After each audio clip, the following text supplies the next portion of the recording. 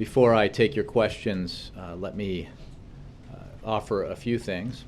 First, the President earlier today had another update on the shutdown and the issue of the need to raise the debt ceiling. Again, the participants in that meeting were the Secretary of the Treasury, Jack Lew, the Director of the Office of Management and Budget, Sylvia Burwell, and Deputy Chief of Staff, Alyssa Mastromonaco. The President, as you know, met with members of the Financial Services Forum. The President and the Vice President did, and I think you had an opportunity to hear from some of them at the stakeout not long ago, and I hope you took note of what was said. Furthermore, the President will meet with the four leaders of Congress at 5:30 p.m. today in the Oval Office with the Vice President. The Secretary of the Treasury, Jack Lew, will, in that meeting, brief the leaders on what were the impacts of the threat of default in 2011 and the economic imperative for Congress to act to raise the debt ceiling without the threat of default and without delay and drama shortly. With that, I'll take your questions. Any coverage on that? It's a meeting with the leaders. No follow-up? Yeah. I don't have anything for you on that, Maura. Thanks, Jay. The meeting today, is that something we should be looking at as a negotiation on the government shutdown, or is this more about the President gathering these leaders in the Oval Office to just tell them what we've heard from him publicly over the past few days? I think I can answer your question this way. A negotiation, in the Washington sense, traditionally implies give and take, trade-offs, demands. If you give me this, I'll take that. I'll give you that. The President's approach from the beginning in this is that he's asking for nothing. Nothing from Republicans. He is attaching zero demands to the general proposition that Congress should simply open the government. Keep it open. He's asking for nothing. He is making no demands. He is attaching no partisan strings to his request that Congress fulfill its responsibility to ensure that the United States does not default on its obligations for the first time in our long history.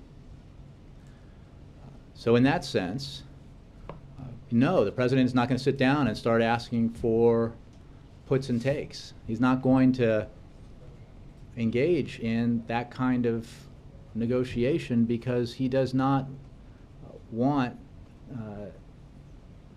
to hold or have held the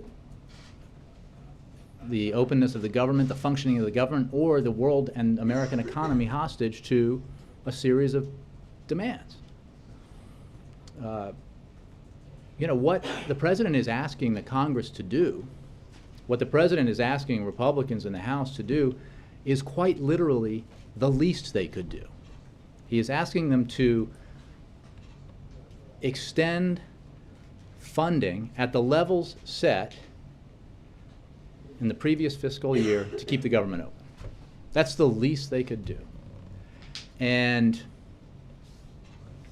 the Speaker of the House should hold a vote on that proposition and see what happens. If he's convinced that a majority, that all of his Republicans in his conference will vote no to opening the government, to a clean CR in Washington speak, to just a bill that opens the government and funds it at the levels that it has been funded for the previous year, then we'll see what we do then.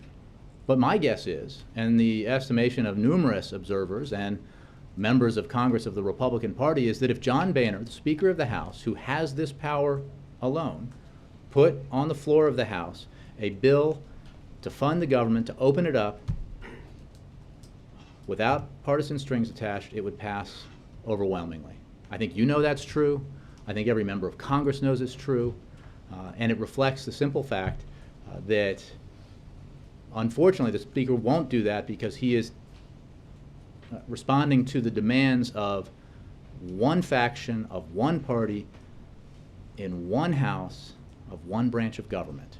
And everyone is paying the price of that decision. So that position of the president is pretty well known at this point. So if he's not budging off of that going into this meeting, what's the purpose of having the congressional leaders here? Look, the president said, and he is true to his word, that he would be having conversations with the leaders of the Congress about the essential need to keep the government open, or now in this case to reopen the government, and to ensure that we do not default.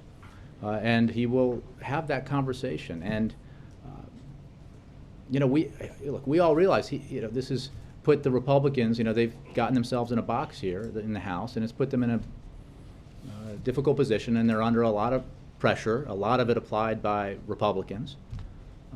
And there's a simple way out. Do the Democratic thing. Pass a bill. See if it can win a majority. Put a bill on the floor, see if a majority votes yes.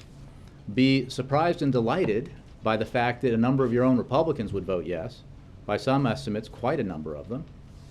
Take that as a win and move on. And then we can ensure that the government doesn't, rather that the economy doesn't default, the United States doesn't default.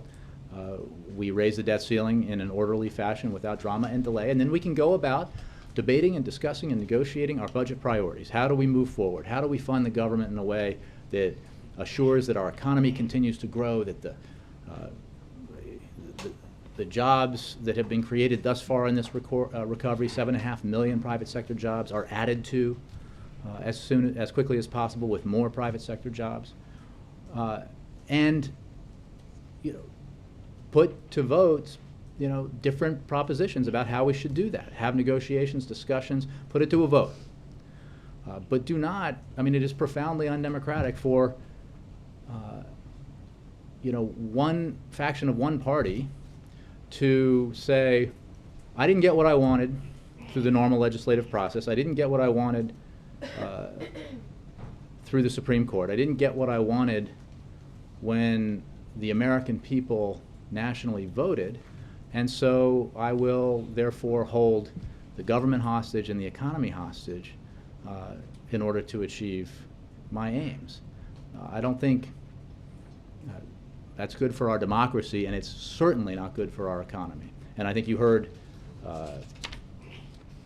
Lloyd Blankfein, who's the head of the Financial Services Forum, say that you cannot use U.S. obligations to repay its debt as a cudgel. And there's a consensus. This is, again, quoting him based on reports I've seen. I was not out at the stakeout, but there's a consensus that we shouldn't do anything to hurt this recovery. And that's a consensus among CEOs who might not otherwise all agree politically with the president, because this shouldn't be about partisan politics. We keep the government open, we pay our bills. We Yes? just move on to the Asia trip. Oh, come on, It was presented. just getting started. You'll have plenty of other opportunities, I'm sure. The cancellation of the 2 stops was presented as sort of a logistical decision. And I'm wondering if there's also any concern here about just the optics of having the president be abroad during a shutdown, and when the final decision on the Indonesia and Brunei legs needs to be made by. Well, you're right that it was a logistical decision related to the shutdown, and it was because of where assets were and people were, and the fact that they had not been deployed to those 2 countries which were scheduled to be at the back end of the trip, and therefore because of the shutdown it made it logistically necessary to cancel those 2 stops. We had assets and personnel in the first 2 countries, and as of now we continue to intend to have the president make those make that trip, because it is important. It is make that trip whether or not the government is shut down. Look, on we Saturday. think, well, again, I'm not going to spin ahead to Saturday, and we'll obviously evaluate this as each day goes by. If the Speaker were to do what I just talked about, the government would be up and running by dinner time. So there remains the opportunity here for that hypothetical to be moot. And we hope that it is, because, it's an important responsibility of a president to travel and conduct foreign policy, to conduct discussions about economic growth and investment in the United States, in our economy that creates jobs. The two summits that are taking place in Indonesia and Brunei offer opportunities, both economic opportunities and security opportunities to the United States. And that's why a trip like this for any president is useful and important to the American economy and the American people. So I can't give you a prediction about what things will look like Saturday, except to say that I hope the majority has an opportunity to speak in the House of Representatives. Yes? Jay, why did the president wait until the second day of the shutdown to call this meeting with congressional leaders? The second day. Well, he spoke with the speaker not long ago.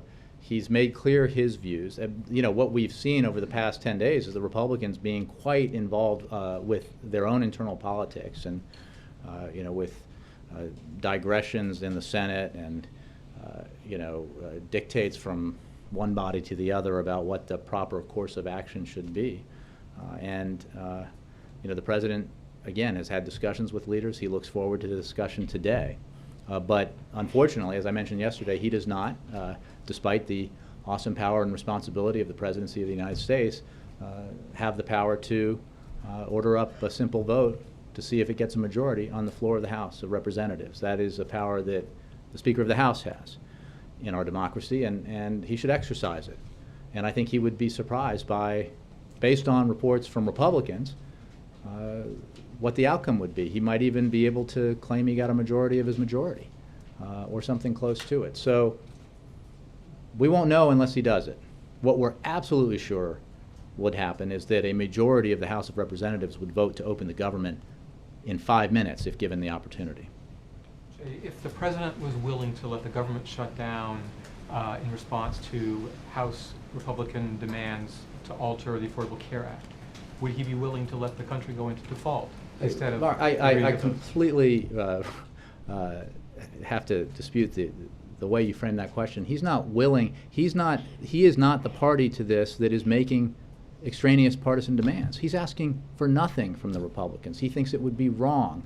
As I said the other day, he could, if he were playing that game, that small game, that game that does not look at the interests of the United States but looks at partisan interests, he would attach. He'd say, you know what, we need to. This is my opportunity, even though I haven't built a consensus yet for it, to eliminate, for example, the subsidies for oil and gas companies that taxpayers pay. That's been something he thinks is the right thing to do. He knows that that's something he's asked Congress to vote on. That's something that Republicans have rejected and successfully prevented from becoming law that he could sign.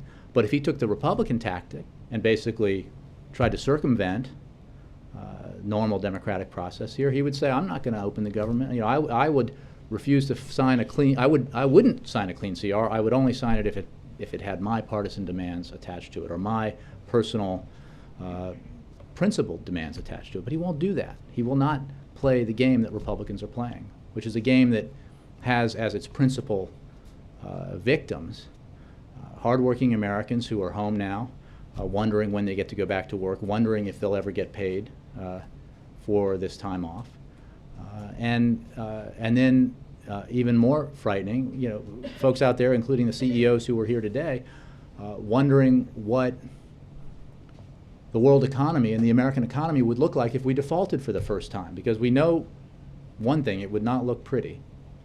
The impacts would be catastrophic, according to the IMF and others. But since it's never happened, we don't know quite how catastrophic it would be.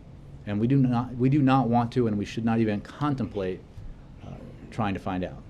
On the Asia trip, would the president not go if the government is still shut down? What would cause him to either decide? Well, as I said to Julie, we don't believe that's a decision that needs to be made now. That's speculation, as there's an opportunity for the House Speaker to place on the floor now, hold a vote, see how the majority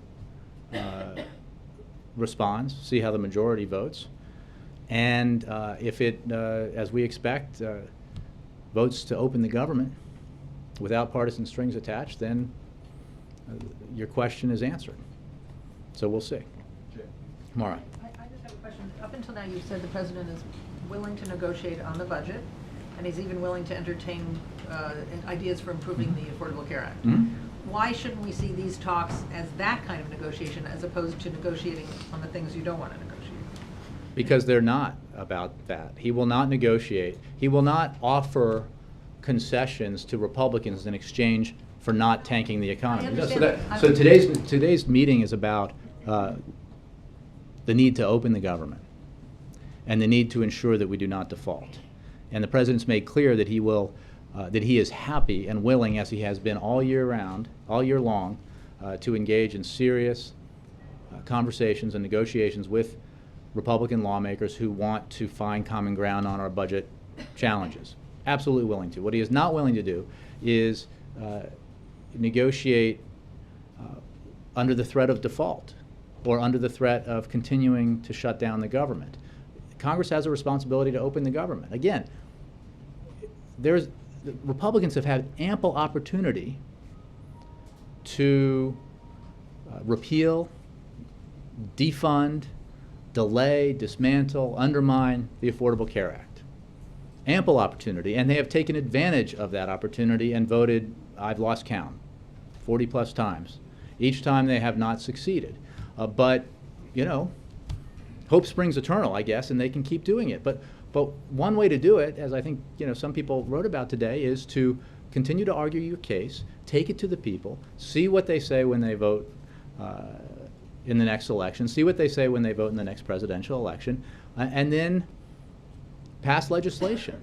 But just because you can't get what you want through the American democratic process doesn't mean you should subvert that process to achieve what you want. When you're a minority within one party in one house of one branch of government, it's just wrong. It's bad. The American people don't deserve this. But the serious conversations that you're willing to have, is that what's going to happen today, or does No, a plea and CR have to be passed I- before those serious conversations can Correct. begin? Okay. Correct. The Plea and president is CR not going to have to negotiate first. about, Okay. you know, how we can come to an agreement on our budget challenges, how we can come to an agreement about funding necessary priorities to ensure that we grow our economy and ensure that the middle class is protected and expanding, ensure that our kids are getting the best education possible, and then ensure that we reduce our deficit in a responsible way, as we have been doing, by the way, since President Obama took office.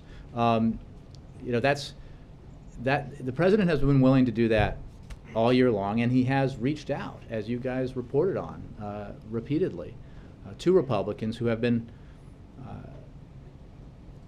at least who suggested they were open to finding that common ground, who suggested they were open to making the same kind of compromises that the president proved he was willing to make. But he won't negotiate on behalf of the American people and the economy. He will not negotiate under threat of continuing to keep the government shut down or defaulting on our obligations for the first time. It is, you know, the precedent here when it comes to default would be monumental and monumentally bad for the future of the American economy. Imagine what this process would look like if every time the debt ceiling needed to be raised, a minority of one party's representation, if one house, could dictate to the president of whichever party demands they couldn't achieve through the congressional process, the legislative process. And if they didn't get what they wanted, they'd tank the world economy. It's the wrong thing to do. Always happen in tandem. No. Biden talks to McConnell even while they're threatening a shutdown or a default. Again, Maura, and I know you know this, there has been one occasion in our history since the debt ceiling was in place when a participant in negotiations used the real and tangible threat of default as part of those negotiations in raising the debt ceiling. And that was in 2011, and we saw the consequences, and they were concrete and they were very negative. And that was simply the threat of default. Prior to that, the debt ceiling was raised without the threat of default without drama or delay. And that is how it should be, because it's too serious a matter to suggest that we should leave open to question around the world whether the United States of America will pay its bills, whether, you know, treasuries that investors buy or sovereign governments buy are ever going to be repaid. Jay, can I follow up just? See, Are you saying then that the president wouldn't accept a solution which reopens the government that doesn't deal with the debt ceiling issue at the same time? I don't think I said that. I said, look, if the House voted today, if John Boehner decided to let the majority speak and vote and be heard, and they voted today to open the government, as I'm sure they would, then they ought to move very quickly to ensure that the debt ceiling was raised without drama and delay. Our position has not been to negotiate the mechanics by which they do it. They should just do it without making any threats and without attaching partisan demands to it. Do you have anything on these U.S. diplomats who were expelled from Venezuela, supposedly meeting I do. First of all, we completely reject the Venezuelan government's allegations that U.S. diplomats were in any way involved in some type of conspiracy to destabilize the Venezuelan government. Our officials were conducting normal diplomatic engagement, and as we've said many times, we maintain regular contact with people across the Venezuelan political spectrum. This action by the Venezuelan government is clearly an effort to distract from its domestic problems and is not a serious way for a country to conduct its foreign policy. As the State Department has said, the United States has taken reciprocal action by declaring 3 Venezuelan officials persona non grata, including the Venezuelan charge d'affaires and a second secretary at their embassy here in Washington, and the Venezuelan consul in Houston. I'd refer you to the State Department for further details about the actions we've taken. You know, we would like to reach the point where we are able to make progress on areas of mutual interest, like counter-narcotics, counter-terrorism, and economic and commercial ties. But getting there would require a demonstration of seriousness on the part of the Venezuelan government in Caracas. Bloomberg. A couple of non-shutdown questions related to health care. It's Wow. sort of a big deal, too, Yeah. actually. Sure is. New York said that they are looking into abnormally high traffic on their site yesterday. 10 million page hits in a state with only 20 million people. Is there any evidence or concern that either state or federal exchanges have been the victims of hacking campaigns, perhaps in an attempt to stymie them? Or Oh, I have not heard that. I mean, I would refer you obviously to New York for whatever they may be looking at, and to HHS. I mean, I think what we are confident of is that the high volume we've seen around the country, the 4.7 million unique visitors in the first 24 hours to healthcare.gov, reflects the extreme interest in the opening of the marketplaces and the opening of the opportunity for individuals to shop for and select affordable health insurance for the first time. So, you know, it's, I said yesterday, it's a first-class problem. There's no question that the volume was so high and continues to be so high that that has, you know, caused some delays. But it is related to, those delays are, in our view, related to the high volume. And we are working on them to ensure that they're fixed and the process becomes more and more smooth for visitors to the website every day. in this similar vein, the people who cover healthcare for us tell me that this morning there were still long wait times at exchanges. What is the level of concern, or is there any concern that this will discourage people, especially young adults, who are key to the success of the program and who at least some think would be more easily discouraged by that? Well, I'd say two things. It is, as I mentioned, a good problem to have, that interest in these first 2 days exceeds what we anticipated, and you know, we have an extremely competent team that developed a very user-friendly website, and they are working on these problems every day, and the process gets improved every day. it's important to remember, in answer to your question, that this is a 6-month process and we're in the second day. There are something like 180 days left for people to enroll. And anybody who experienced difficulties or delays in getting on the site yesterday or browsing or enrolling should know that they can enroll any time from today through December and still have their insurance kick in on January 1st. That's the earliest that insurance will kick in. So for these first several months, when people enroll, they are enrolling for the opportunity to have their insurance available on January 1st.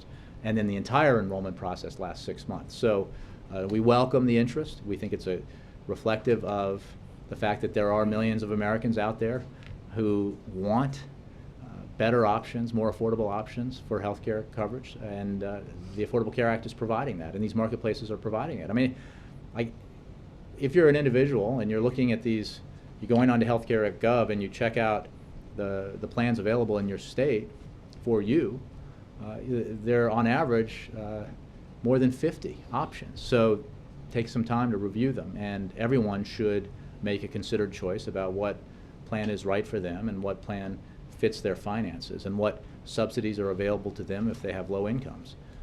That's how the process is supposed to work. And I think it's worth noting that this is what, at least putatively, this fight is about, right? Shut down the government, they say, the House Republicans, if you don't deprive these 4.7 million Americans who at least had an interest in healthcare.gov in the first 24 hours, and the millions of Americans who have the opportunity to purchase affordable health insurance for the first time, of that opportunity. That's their position.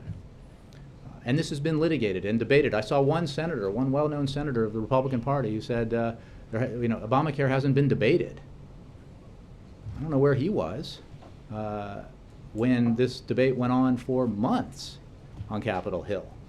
And it has, since passage, of course, continued and been the subject of election debates and legislative actions and judicial actions and Supreme Court action. So I think it's been debated.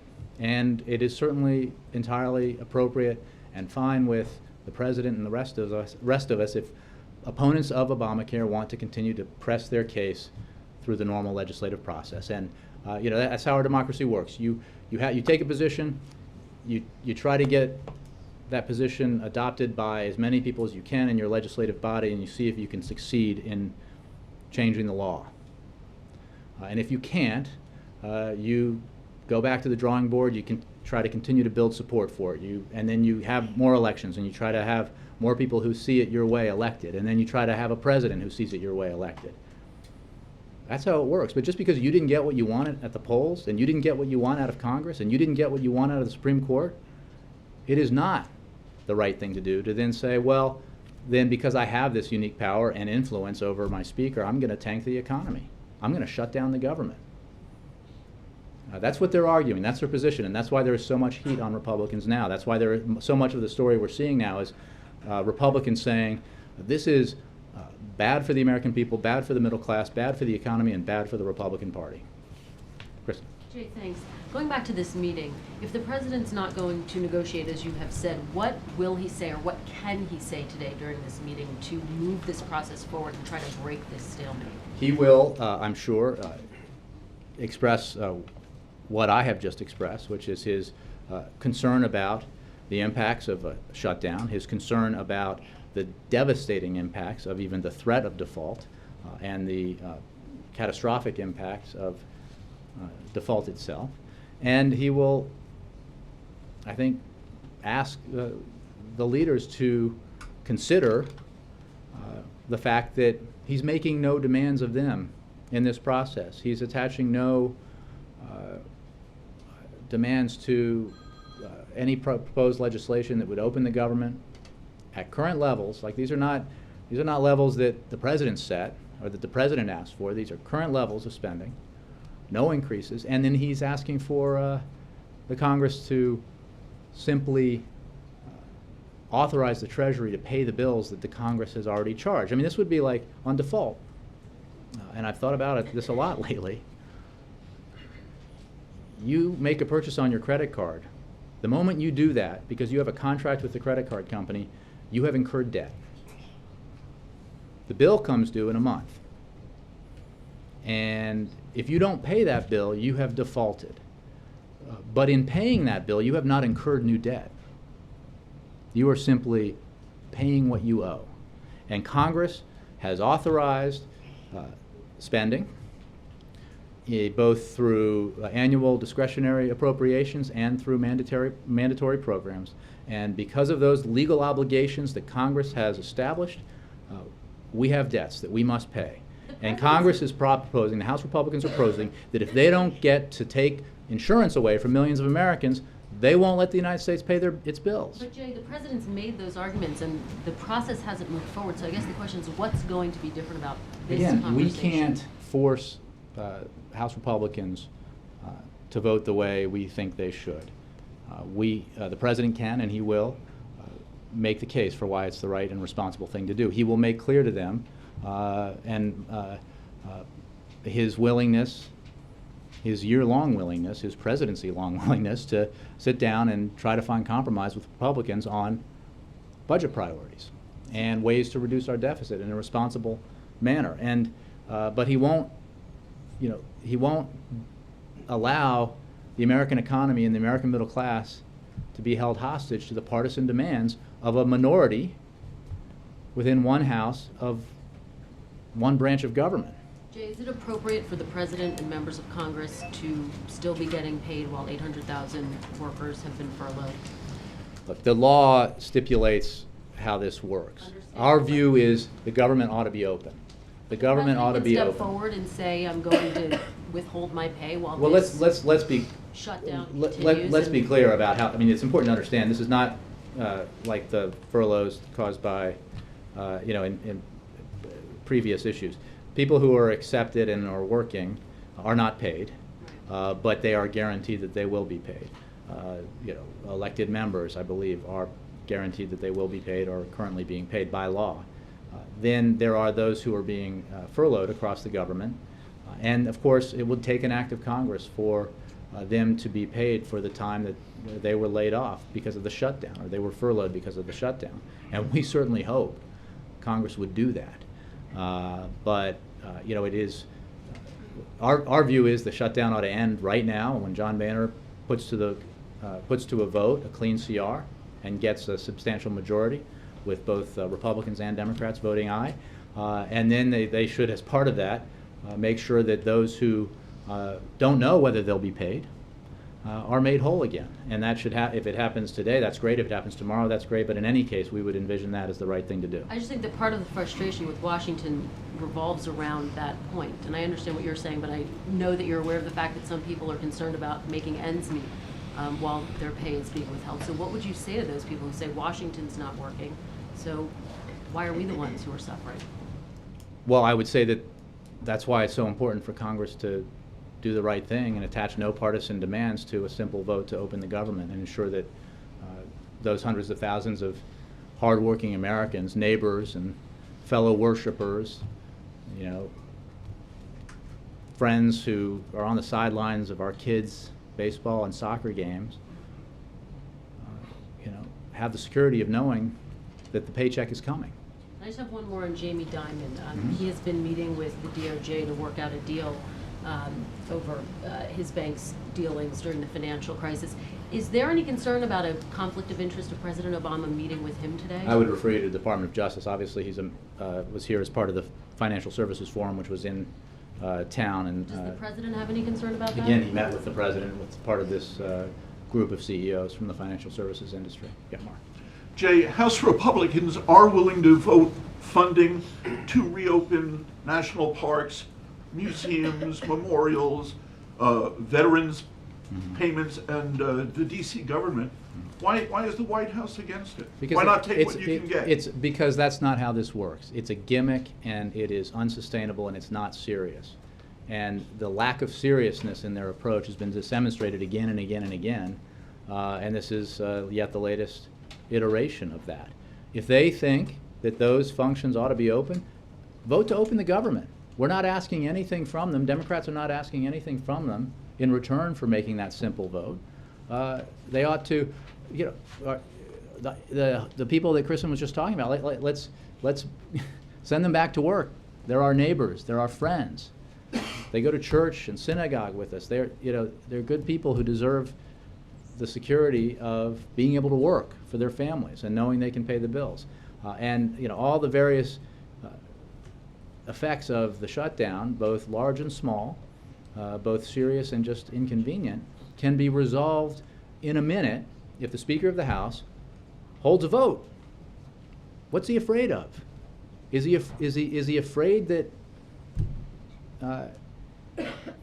250, 300 members of the House of Representatives will vote to open the government without partisan strings attached, without the insistence of the Tea Party that they get to dismantle a law that's passed both houses and been signed and upheld by the Constitution and litigated in an election? What is the fear here? What is the problem with simply allowing members of the House to vote on opening the government, the whole government? Well, Speaker Boehner says one of the issues you haven't addressed is the fairness issue, that some people and some groups have been getting waivers and delays on their mandates in Obamacare, but individuals haven't. Mm-hmm. If he brings that up at the meeting today, what will the president tell him? Well, first of all, that suggestion, as we've discussed for a long time, is absurd. I mean, Speaker Boehner and the folks who are trying to undo and kill Obamacare any way they can are not interested in improving it or delaying it to make it better. They're interested in doing what they've said all along, which is to repeal it, get rid of it. There's that. But the fact is, the Affordable Care Act is here to stay. It is being implemented as we speak. For the past 3 years, the benefits of the Affordable Care Act have already been felt by millions of Americans, by seniors, by families who have their kids up to the age of 26 now on their insurance policies, by millions of Americans who have gotten rebates from insurance companies because of the provision within the Affordable Care Act that makes it the law that these insurance companies spend a certain percentage of those premiums on health care and not on CEO salaries and advertising and other administrative costs. So, that's a ruse. We know that's a ruse. The president is certainly interested in having discussions about how to improve the Affordable Care Act to make it better as it provides insurance options for the first time to millions of Americans. But the call to delay the individual responsibility provision, the individual mandate, that's an attempt to get rid of Obamacare, because everyone knows, who knows anything about how the system works, that provision is essential to ensuring that every member in your family who has a pre-existing condition cannot be told by the insurance companies that they're out of luck. Remember the consequences of this policy position, and we can debate it, and we should, in elections and on the floor of the House and Senate through the normal means. But it is completely inappropriate to try to get what you could not get through the normal democratic process by threatening the faith and credit of the United States or threatening to keep the government shut down. Jay, did you not open the door, though, to that piecemeal approach that Mark is referring to when the president signed into law allowing men and women in uniform to be paid while this happens? Now the Republicans are saying, well, then why not also pay out veteran benefits and other things? You did open the door at least a little bit to some people being paid. The president believes, as obviously virtually everyone in Congress believes, that our men and women in uniform need the reassurance that we here in Washington have their backs, and just like they have ours. And that is why he signed that bill. There is no question that there are problems created by the government being shut down. There is no question that there are inconveniences and real hardship. And if Republicans are sincerely concerned about those problems, they have an option here, which is to vote to open the government. Full stop. Just do it. Don't, the theatrics and the gimmicks only cause delay.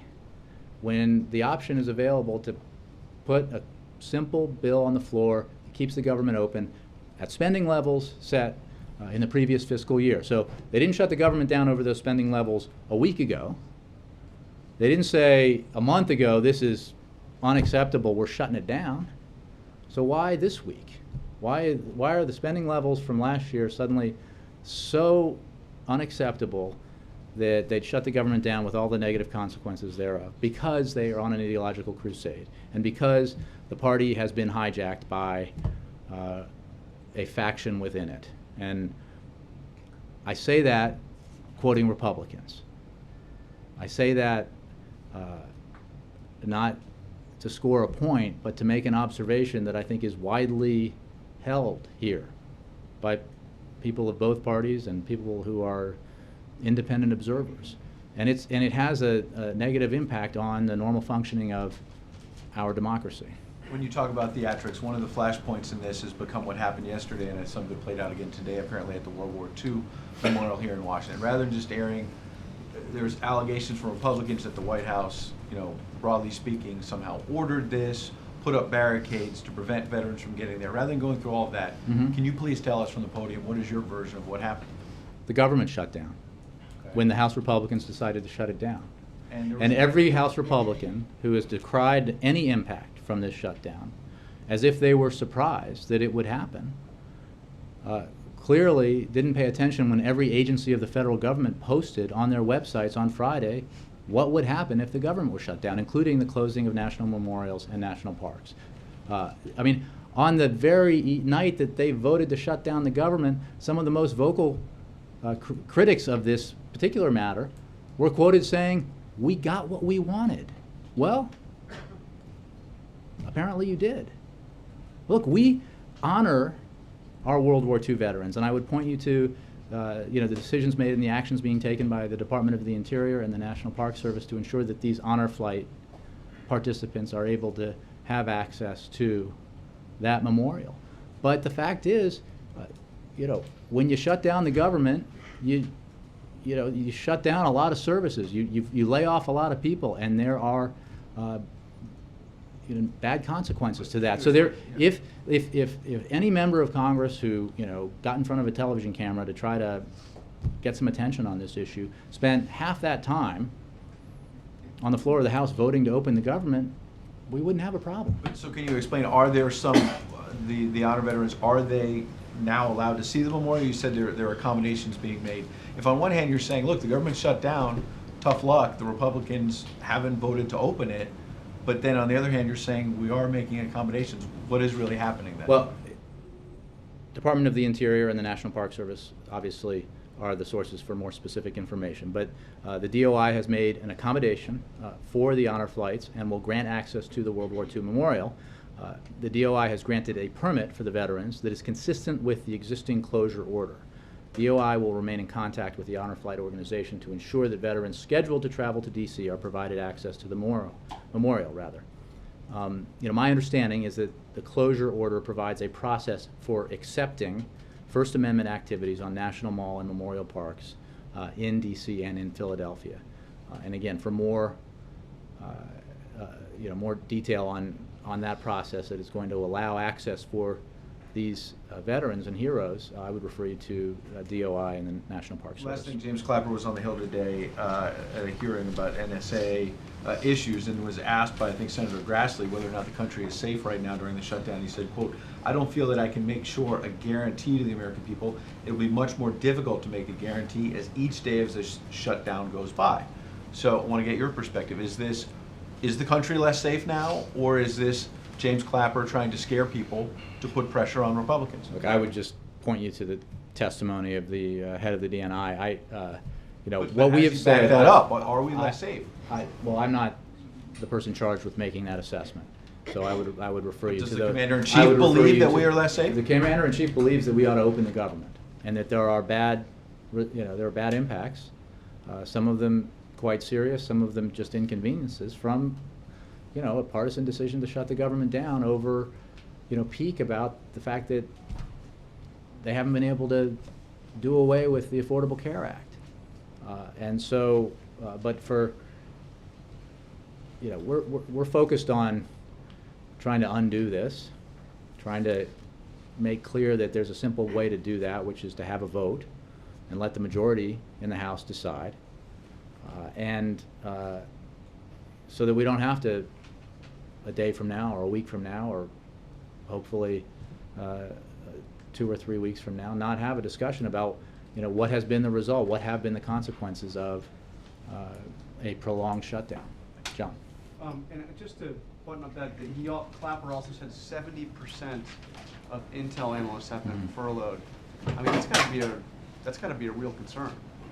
Well, I mean, again, a real national I don't, security concern. every agency has provided information, as I understand it, about what happens with a shutdown, and I would refer you to each agency, and again, for those agencies to make assessments about what the immediate effects of shutdown are. I don't have any more information on that than certainly the director provided.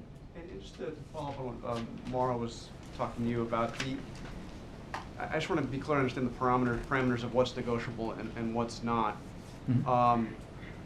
The president would be willing to negotiate on a year-long budget, right? I mean, so if we went in, if this negotiation, members of Congress, congressional leaders coming in here, were to negotiate a year-long budget, the rest of the year, none of this 6-week stuff, but a year-long budget, I assume there'd be some give and take. Could you negotiate that and then, slap on the raising the debt ceiling and be done with it? And the Republicans could pretend they were negotiating on debt ceiling, but, as far as you would be concerned, you'd really be talking about the year-long budget? Well, the issue here is holding up the threat of default if you don't get what you want. And that is absolutely reckless and irresponsible. And as others have pointed out in discussions we've had about efforts by Republicans to say it's somehow commonplace to make that threat, and has been over our history, there's no question that there have been different means by which the debt ceiling has been raised that, attached to different bills. So I'm not going to speculate about the mechanics of doing it. Our concern is just that it get done without drama or delay and without the threat of default. So that's one. Two, the Republicans in the House have already, we are living under shutdown. They have already shut down the government. It is, maybe in some idealized Washington of 2013, we could negotiate a year-long budget compromise in an hour or two. But the fact is, we need the Congress needs to, the Republicans need to open the government and remove the threat of default so that we can get about the business, which I'm sure will be contentious, but hopefully successful if, intense, if everybody's sincere in their efforts, to negotiate a longer budget deal. And, whether it's, how long it is and what it contains obviously will be decided by the process itself. But right now, the Republicans have shut down the government. Right now, we're roughly 2 weeks away from the first default in our history. The Republicans need to do the responsible thing. The President's not asking anything in return for them fulfilling these basic responsibilities. And then we can, and the President looks forward to, having discussions and debates and negotiations about how we move forward. If they agree to do this 6-week deal, I mean, you're going to be right back where we are now in 6 weeks. I mean, doesn't it make sense to say, okay, let's do it all right now, let's do a year-long budget? And not again, under threat of continued shutdown and not under threat of default. So you're not open to that debate right now? You want debt ceiling There raised? is no scenario under which it would be anything but bad for the economy to hold the economy hostage to the threat of default while you're involved in negotiations over trying to get what you want in our long-term, in a long-term budget deal. That's the kind of damage to the economy that we can't afford. We saw what happened in 2011. It's reckless and irresponsible. It's wrong. And the only, the sad part of it is that, obviously there are some members on the Hill who think it's good for their personal politics, it's good for them in their districts, and that's all they seem to care most about. But there's no question that at the broad level, nationally, it's terrible. It's terrible for the economy. It's terrible for the middle class. Just to be crystal clear, we should not consider today's meeting a negotiation. Not in the sense that the President would make any demands on Congress in return for their willingness to simply do their jobs. Jay? Carol. I just want to clarify two things. So the president's position is he won't negotiate around the CR, and that the House has to pass a clean CR, and then he'll be willing to negotiate. But then he also won't negotiate on the debt ceiling. So are you saying that any negotiations for something larger wouldn't be able to happen until after the debt ceiling was dealt with, not just the CR? I mean, again, how this plays out obviously depends on the actions that the Congress takes, but it is absolutely the president's position that, he won't negotiate under threat of default or continued shutdown of the government, budget priorities, because the Republicans are interested in holding the economy hostage and the middle class hostage to try to achieve through that process what they could not achieve through Congress in the past, through the courts, or through the ballot box. Having said that, the president is and has been and has demonstrated that he is willing to have negotiations about what steps we should take to fund our government in a way that allows us to invest in the future, protect the middle class, attract businesses to the United States, and reduce our deficit in a responsible and balanced way.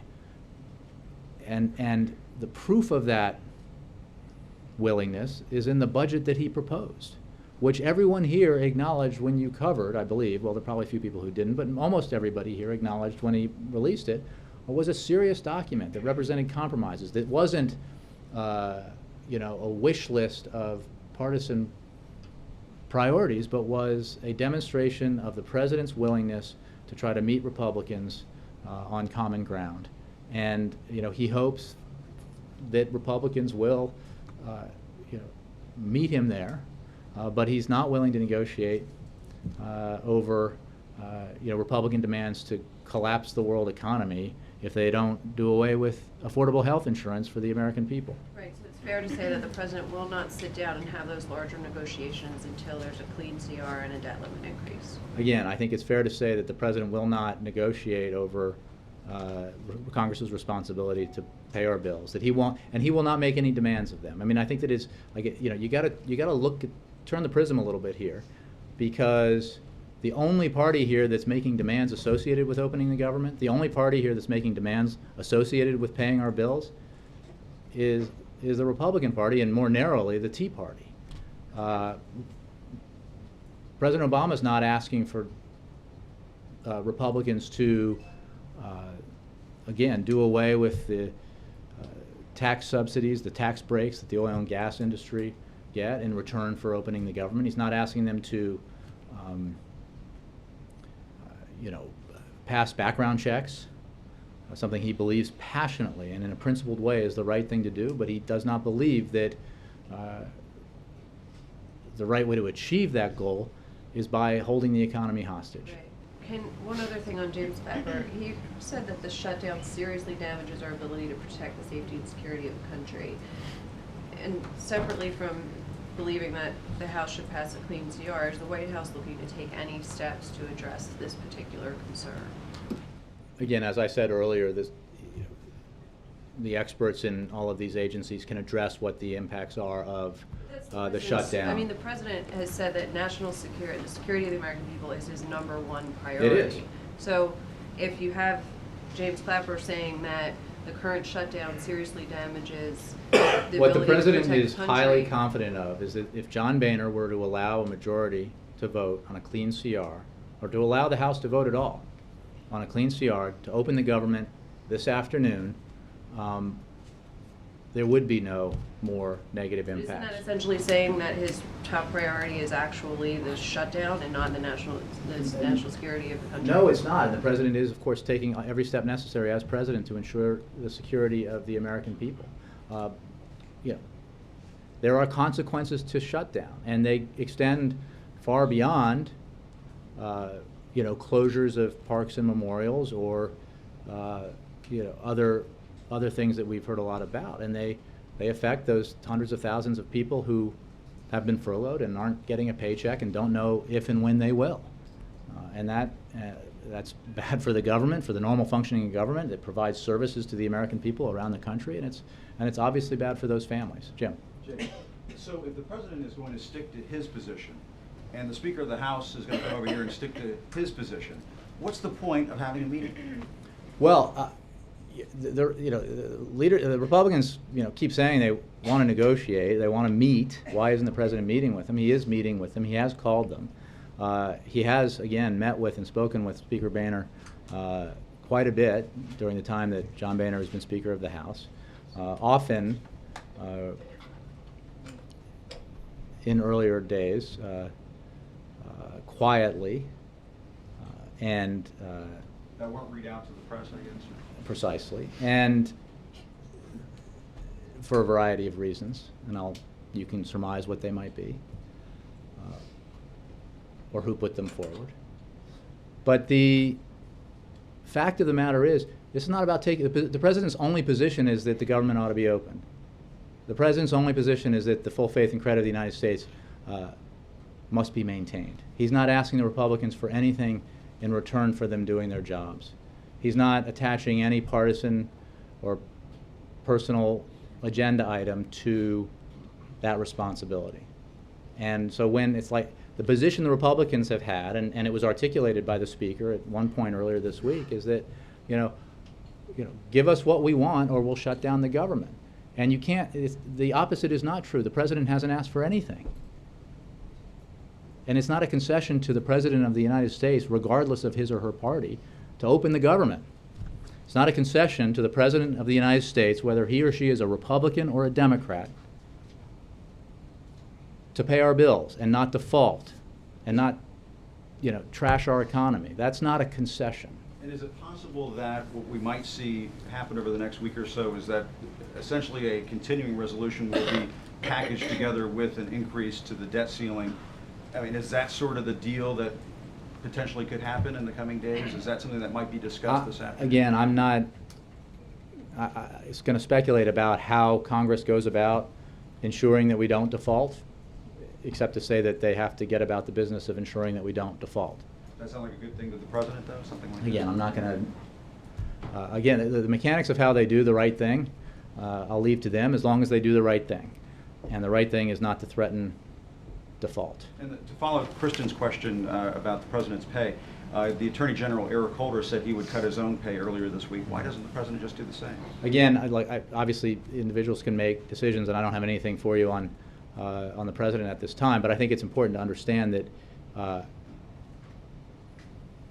when the shutdown happens, there are accepted employees who have to work, and they are guaranteed in the future that they'll be paid for that work. And then there are those who are furloughed, and they will not ever get paid unless Congress acts to, for the time that they were furloughed, unless Congress acts, as I understand it, unless Congress acts, as it has in the past, in previous shutdowns, I believe, to make them whole. But so it's a little different from, for example, because of the sequester and the furloughs associated with that, where people who were accepted and had to work but took pay cuts that were mandated as part of that. And on the Asia trip, just very quickly, the President and President Putin, who will be out in Asia for this trip as well, in Bali for that summit, I was just curious, the President and President Putin have had this sort of almost debate over American exceptionalism in recent weeks. What does it say about American exceptionalism? The President goes overseas while the government is shut down and is at the risk of defaulting on its debts. Again, the government is shut down today by a simple decision of the Speaker of the House to allow the House to vote to open the government. It could be open tomorrow. So, you're throwing out a hypothetical that we don't know will come to pass. And as I said earlier in answering questions about the President's trip and the scheduling changes to it, we'll evaluate the rest of the trip that's still on the schedule as each day goes by. Thanks, Jay. David, last one. A couple on immigration. The White House endorsed the Senate's comprehensive immigration bill. As we all know, you've been urging Speaker Boehner to bring that forward for a vote and saying it would pass if it was voted on the House floor. Today, House Democrats introduced their own version of a bill that stripped out a lot of the strongest border security language out of that. They're saying it's time to move in a different direction, try to gain traction on a different kind of plan. I'm wondering if the White House endorses either that. I don't know if you've seen that bill, that the House Democrats? I haven't seen that bill. We certainly support passage of the bill that the Senate passed. We support comprehensive immigration reform. As you know, the bill that the Senate, did I say the House? I meant the Senate, that the Senate passed. The bill that the Senate passed obviously wasn't word for word the way the president would write it, and it contained significant increases in funding for border security and other measures that were aimed at border security. So much so that I think John McCain at the time said, Senator John McCain, Republican of Arizona, at the time said that anybody who is opposing this bill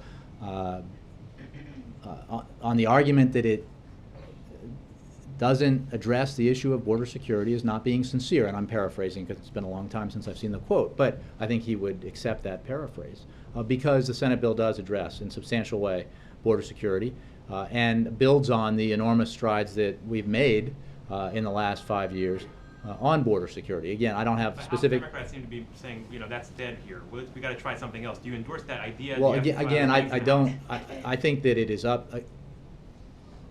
I would encourage the Speaker of the House, similarly, to put the Senate bill on the. It's already passed the Senate. Put the Senate bill on the floor of the House and see how it does. A lot of Republicans believe that passing that bill and allowing comprehensive immigration reform to become the law of the land would not only do significant good things for our economy and for our businesses and for the middle class, but would do some political good for the Republican Party. I bet if he, I haven't looked at this in a while, but if he put that bill on the floor of the House, it would get a majority and significant numbers of Republicans. So, You're saying the House but I don't want Democrats to. should not be doing what they're doing? Again, David, you keep trying to ask me about a bill I said I haven't seen. What I'm saying is the House ought to pass comprehensive immigration reform. Well, final thing, just for the president though, I think almost 11 months ago now in his first news conference after winning re-election, he said, we got to seize the moment on immigration. Is the moment gone, and is the president going to get back to talking about this in any substantial way in the next?